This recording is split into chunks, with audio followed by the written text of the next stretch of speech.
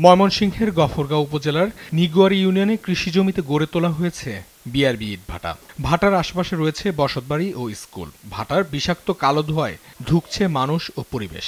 ভাটার কাজে ব্যবহৃত অবৈধ লরিতেও ঘটছে দুর্ঘটনা। প্রশাসন আসলে দৃশ্যমান কোনো পদক্ষেপ নেই, তবে হয়তো যদি কোনো ইটভাটার সমস্যা থাকে সেটা সমাধান হবে। ইটভাটার কারণে আমাদের ধুলাবালি আসে, যেন আমাদের অনেক সমস্যা হয়।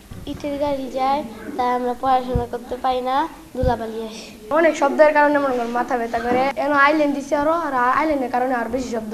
এর খানিকটা দূরে লীলা নদী ঘেঁষে গড়ে তোলা হয়েছে শততা ইটভাটা। কৃষকদের প্রলোভন দেখিয়ে এসব ভাটায় ব্যবহার করা হচ্ছে ফসলি জমির মাটি। তবে ভাটা পরিচালনকারীরা বলছে, লাইসেন্স নবায়ন না হলেও তারা স্থানীয় প্রশাসনকে ম্যানেজ করে ইটভাটা ইট উৎপাদন করছেন।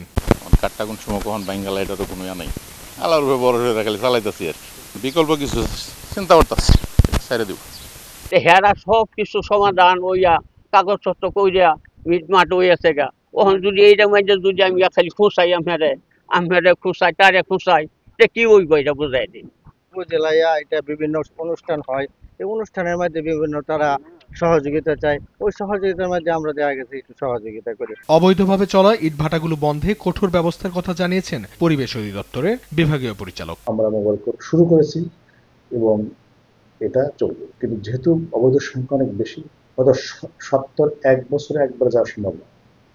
আমরা শুরু করেছি গ্রাজুয়ালি, শেষ করবো আমরা।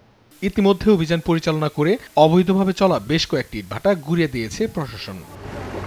অঙ্কন চৌধুরী, নিউজ ডেস্ক, দেশ টিভি।